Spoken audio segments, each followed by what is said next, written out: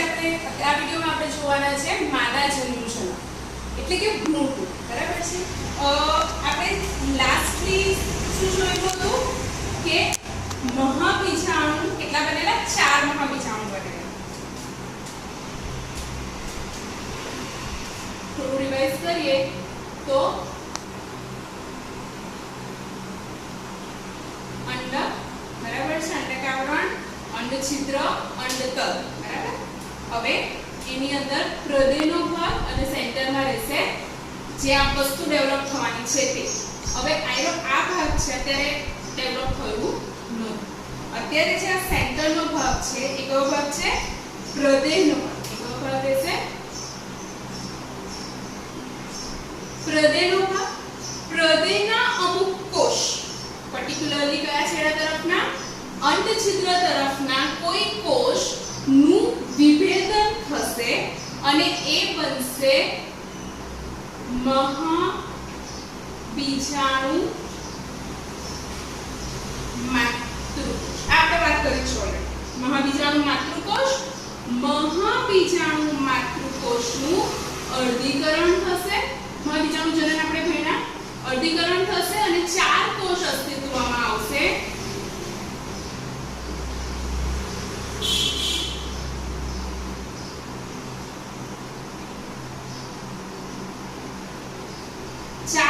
અસ્તિત્વમાં આવશે જેને આપણે ઓળખીશું મહાબીજાણુ ચતુષ્ક। જેમ લઘુબીજાણુમાં પણ આપણે જોયેલું મહાબીજાણુ ચતુષ્ક, બરાબર। 4 મહાબીજાણુ બને કેટલામાંથી? એક મહાબીજાણુ માતૃકોષમાંથી અર્ધીકરણની પ્રક્રિયા થઈ અને 4 મહાબીજાણુ અસ્તિત્વમાં આવ્યા। હવે આ 4 મહાબીજાણુમાંથી જે ચતુષ્ક છે એમાંથી કોઈ 3 નાશ પામશે અને ફક્ત એક જ મહાબીજાણુ ડેવલપ થશે અને એ અસ્તિત્વ ફ્યુચરમાં એમાંથી બનશે માદા જન્યુજનક એટલે કે ભ્રૂણપુટ। પાછું અંડકનો કયો ભાગ? હૃદયના અમુક કોષ, બરાબર, એ સામા વિભેદન પામશે મહાબીજાણુ માતૃકોષમાં। આ મહાબીજાણુ માતૃકોષનું અર્ધીકરણ થશે અને કેટલા કોષ અસ્તિત્વમાં આવશે? 4 કોષ અર્ધીકરણ થાય છે। અર્ધીકરણ થવાનું મહાબીજાણુ માતૃકોષનું અને કેટલા મહાબીજાણુ બનશે? એકમાંથી 4 મહાબીજાણુ બનશે। આ 4 માંથી 3 મહાબીજાણુ ડિજનરેટ થશે, વિઘટન પામશે અને ફક્ત એક જ મહાબીજાણુ વિકાસ પામશે। ફક્ત એક જ મહાબીજાણુનું ડેવલપમેન્ટ થશે। હવે અહીંયાથી એક જ મહાબીજાણુ ફ્યુચરમાં ભ્રૂણપુટ માદા જન્યુજનક તરીકે ડેવલપ થશે તો એવા વિકાસને આપણે કહીશું એક બીજાણુ વિકાસ। એવા વિકાસને શું કહીશું આપણે? એક બીજાણુ વિકાસ। 3 નાશ પામ્યા, 3 મહાબીજાણુ નાશ પામ્યા, એક જ મહાબીજાણુ ફ્યુચરમાં બનાવવાનો છે ડેવલપમેન્ટ કરીને ભ્રૂણપુટ એટલે કે માદા જન્યુજનક, બરાબર। હવે અહીંયા એક જ મહાબીજાણુમાંથી આખા ભ્રૂણપુટનું નિર્માણ થવાનું છે તો એવા ડેવલપમેન્ટને કહીશું એક બીજાણુ વિકાસ। વનસ્પતિ વાઇઝ આમાં થોડો ડિફરન્સીસ રહેતો હોય છે। ઘણી વનસ્પતિમાં એક કરતા વધારે મહાબીજાણુ પણ ડેવલપ પામે છે ભ્રૂણપુટની અંદર, માદા જન્યુજનકની અંદર, પણ અહીંયા આપણને એક જ શબ્દ, એક જ ટાઈપ આપવામાં આવી છે અને એ કઈ છે? એક બીજાણુ વિકાસ। એક બીજાણુ વિકાસ, બરાબર છે, કે જેમાં શું થયું? એક જ મહાબીજાણુમાંથી આખો કમ્પ્લીટ ભ્રૂણપુટ ડેવલપ થયો અથવા તો થશે, ફ્યુચરમાં એ થવાનું છે।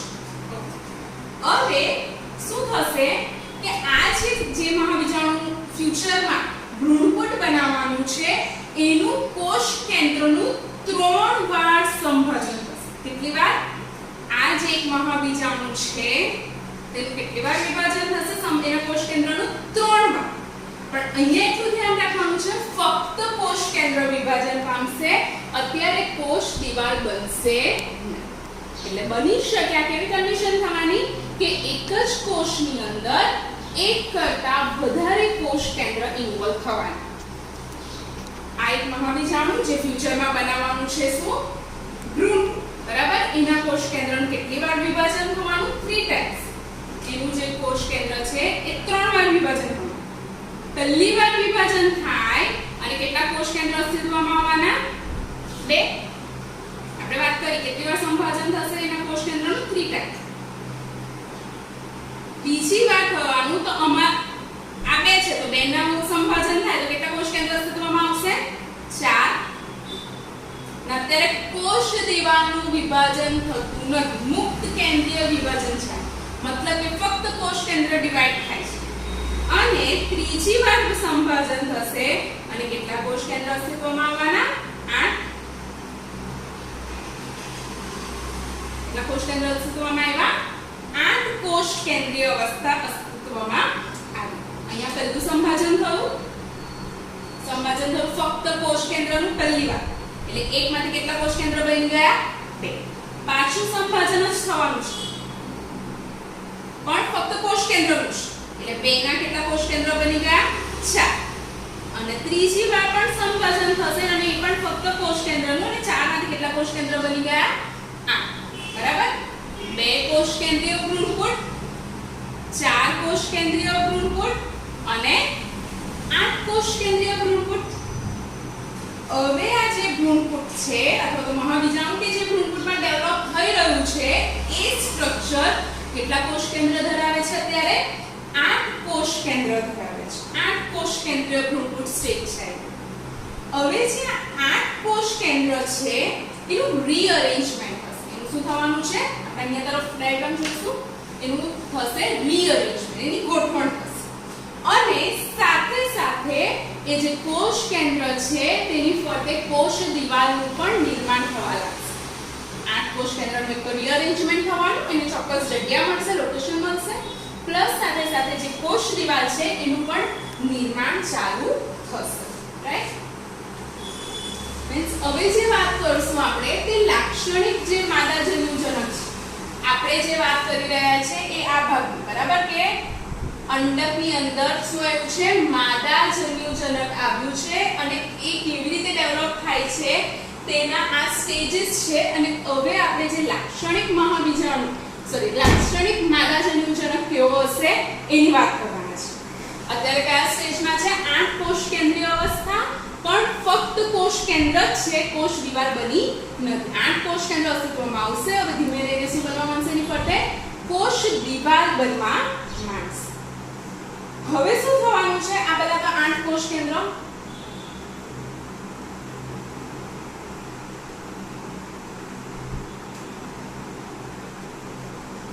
એની ફરતે આપણે વાત કરી ધીમે ધીમે બનવા માંડશે કોષ દિવાલ. પણ અત્યારે એવું યાર, અત્યારે જે સ્ટાર્ટિંગમાં કોષ દિવાલ બનશે તે 8 માંથી કેટલા કોષ કેન્દ્રની ફરતે બનશે? ફક્ત 6 કોષ કેન્દ્રની ફરતે. કેટલા કોષ કેન્દ્રની ફરતે? ફક્ત 6. 6 કોષ કેન્દ્ર હવે કોષ દિવાલ વડે આવૃત થયા. મતલબ કે 6 કોષ ઇન્ડિવિડ્યુઅલ કોષ માદા જન્યુજનકમાં ઓલરેડી અસ્તિત્વમાં આવી ગયા છે.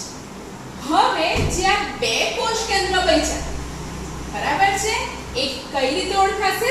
ધ્રુવીય કોષ કેન્દ્ર તરીકે ઓળખાશે. આ જે 2 કોષ કેન્દ્ર બચે છે એ કઈ રીતે ઓળખાવાના છે? ધ્રુવીય કોષ કેન્દ્ર તરીકે ઓળખાશે. અને આ જે 2 કોષ કેન્દ્ર છે એ સેન્ટરમાં જશે. એ ક્યાં જશે? હજુ થોડા સેન્ટર મિડલ. અને એક મોટો કોષ અસ્તિત્વમાં આવશે.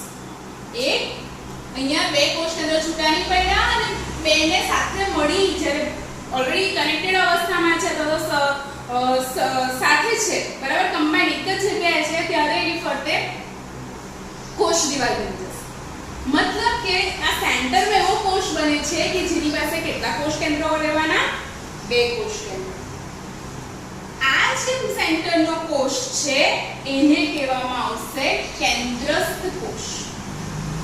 એને કહેવામાં આવશે કેન્દ્રસ્થ કોષ. બરાબર છે? આપણે આ ડાયાગ્રામની વાત કરીએ છીએ. આ રીતનો વ્યૂ લઈએ છે. આપણે વાત થયેલી છે ઓલરેડી કે અંડકની ગોઠવણી અલગ અલગ હોઈ શકે. અત્યારે જે આપણે વાત કરી રહ્યા છીએ તે ઊંડો અંડક છે. એ સિવાય છત્તા અંડકની પણ બેઝિક વસ્તુ તો આ જ રહેતી હોય છે, ફક્ત એની ગોઠવણ અલગ હોવાથી જે અત્યારે અંડછિદ્ર જે અત્યારે આપણને નીચે દેખાય છે આ વસ્તુ જો સીધી રીતે અરેન્જ થયેલી હશે પુષ્પમાં તો આ જ સ્ટ્રક્ચર આખું અલગ થઈ જવાનું, ઉપરની વસ્તુ નીચે દેખાશે, નીચેની વસ્તુ ઉપર દેખાશે, તો એમાં કન્ફ્યુઝ થવાનું નથી. આ કયો ભાગ છે? અંડછિદ્ર તરફનો ભાગ. લખી દઈએ અહીંયા. આ ભાગ કયો? અંડછિદ્રીય છેડો એમ કહેવાય.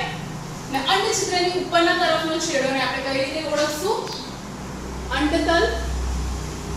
એને કઈ રીતે ઓળખશું? અંડતલ તરીકે. બરાબર છે. સેન્ટરમાં કયો કોષ બન્યો? કેન્દ્રસ્થ કોષ અસ્તિત્વમાં આવે છે.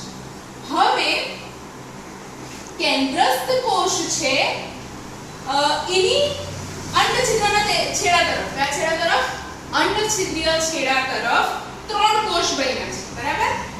આ 3 કોષમાંથી જે એક કોષ છે એ ઓફ કોર્સ રહેશે માદાજન્યુ. રહેશે માદાજન્યુ એટલે કે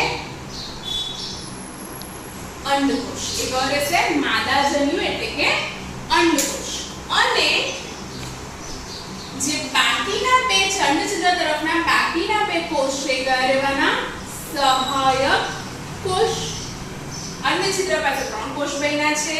એક કોષને કયું નામ આપવામાં આવ્યું? માદાજન્યુ. એક તો આપણે ઓળખીએ, આપણને ખબર છે માદાજન્યુ એટલે કે અંડકોષ. અને એ સિવાયના બીજા બે કોષ અંડછિદ્રીય છેડા પાસે છે એનું નામ રહેશે સહાયક કોષ. મીન્સ અંડછિદ્રીય છેડા પાસે કેટલા કોષ અસ્તિત્વમાં આવ્યા? 3 કોષ. એક અંડકોષ અને બે સહાયક કોષ. આ 3 કોષ મળીને બનાવશે અંડપ્રસાધન. આ 3 કોષ કમ્બાઈનલી કઈ રીતે ઓળખાશે? અંડપ્રસાધન તરીકે ઓળખાશે. કયા છેડા તરફ? અંડછિદ્રીય છેડા તરફ. એટલે કે જે આ ઓપનિંગ છે જ્યાંથી પરાગનલિકા એન્ટર થવાની છે એ છેડાને આપણે કીધું છે અંડછિદ્ર. બરાબર. તો અંડછિદ્રના છેડા તરફ જ્યાંથી પરાગનલિકાને એન્ટ્રી મળવાની છે એ જગ્યાએ 3 કોષનું સ્ટ્રક્ચર બન્યું. એક અંડકોષ અને બે સહાયક કોષ. રાઈટ. અને ત્રણેયને કમ્બાઈનલી કઈ રીતે ઓળખવામાં આવશે? અંડપ્રસાધન તરીકે ઓળખવામાં આવશે. એ સિવાય અંડતલ પાસે જે 3 કોષ બન્યા છે એ કોષને નામ આપવામાં આવ્યું છે પ્રતિધ્રુવીય કોષ. એને કઈ રીતે ઓળખાશે? ત્રણેય કોષને ઓળખાશે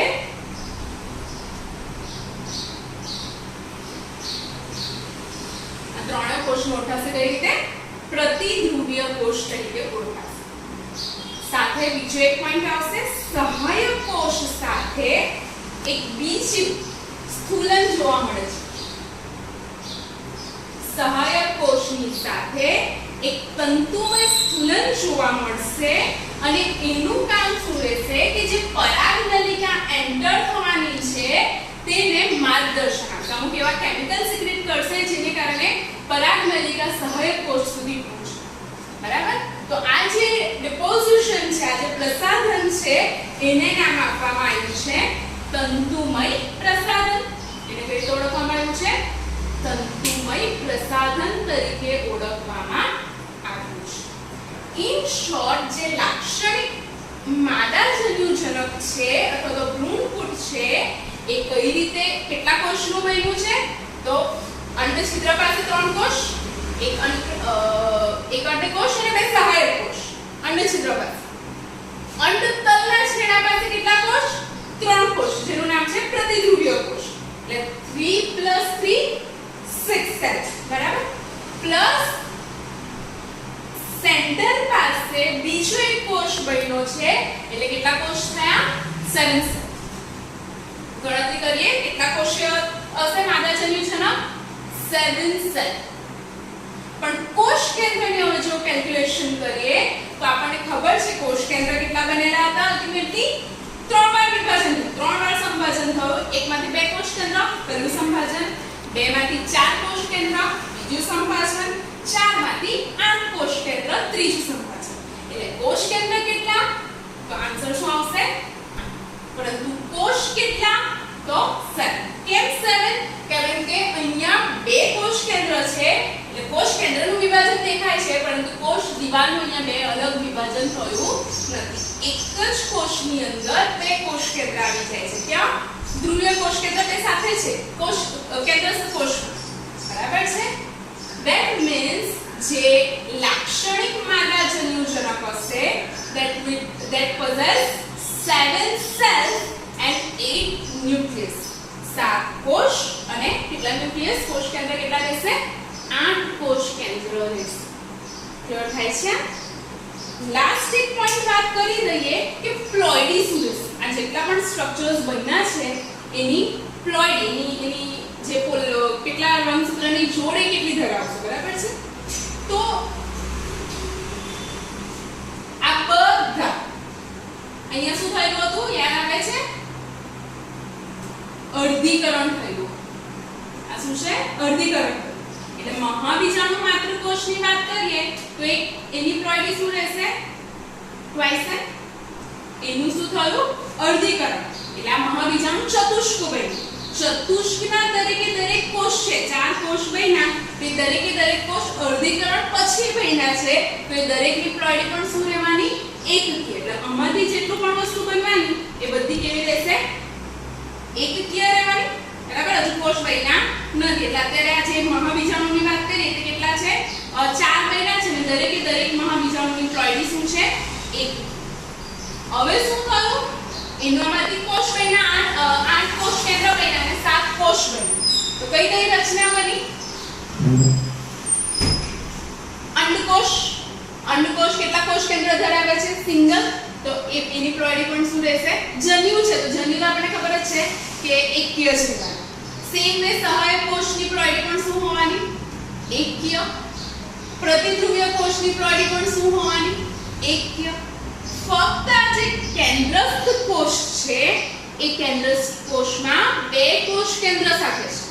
એક કોષ કેન્દ્રના જનીન, બીજા કોષ કેન્દ્રના જનીન. બે કોષ કેન્દ્ર છે એક જ કોષની અંદર, એટલા માટે ફક્ત એની પ્લોઇડી કઈ રહેશે? દ્વિકીય. એની પ્લોઇડી કઈ રહેશે? દ્વિકીય. ક્લિયર થાય છે? બાકી કોઈ પણ સ્ટ્રક્ચર લઈએ, હૃદય લઈએ કે કોઈ પણ સ્ટ્રક્ચર, બરાબર? હૃદયનું જે આવવાનું કે સ્ટાર્ટિંગનું સ્ટ્રક્ચર છે, તો એ ટ્વાઇસ રહેવાનું. હૃદય કેવું રહેવાનું? ટ્વાઇસ. એમાંથી મહાબીજાણુ માતૃકોષ બન્યો તો એ કેવો? દ્વિકીય. હવે અર્ધીકરણ થઈને 4 મહાબીજાણુ બન્યા તો એ કેવા હોવાના? એકકીય. 4 મહાબીજાણુ એકકીય છે, પછી 3 તો વિઘટન પામે છે અને એક માદા જન્યુજનક તરીકે વિકસે છે. તો એ જે માદા જન્યુજનક તરીકે વિકાસ થાય ત્યારે 8 કોષ કેન્દ્ર બને છે. 8 કોષ કેન્દ્ર અને 7 કોષ બને છે. 7 કોષમાંથી 6 તો એકદમ જ સેપરેટ થઈ જાય છે, એટલે એની પ્લોઇડી તો કેવી રહેવાની? બધાની આની એકકીય. પરંતુ સેન્ટરમાં શું જોવા મળ્યું કે બે કોષ કેન્દ્ર સેપરેટ થયા નહીં અલગ અલગ કોષમાં. એટલે જે કેન્દ્રસ્થ કોષ છે એની પ્લોઇડી આપણને મળશે ટ્વાઇસ. ક્લિયર થાય છે? તો આ રીતે આખું માદા જન્યુજનક બન્યું કે જે માદા જન્યુ ધરાવે છે, મીન્સ અંડકોષ ધરાવશે. એ શું ધરાવશે? અંડકોષ ધરાવશે. ક્લિયર થાય?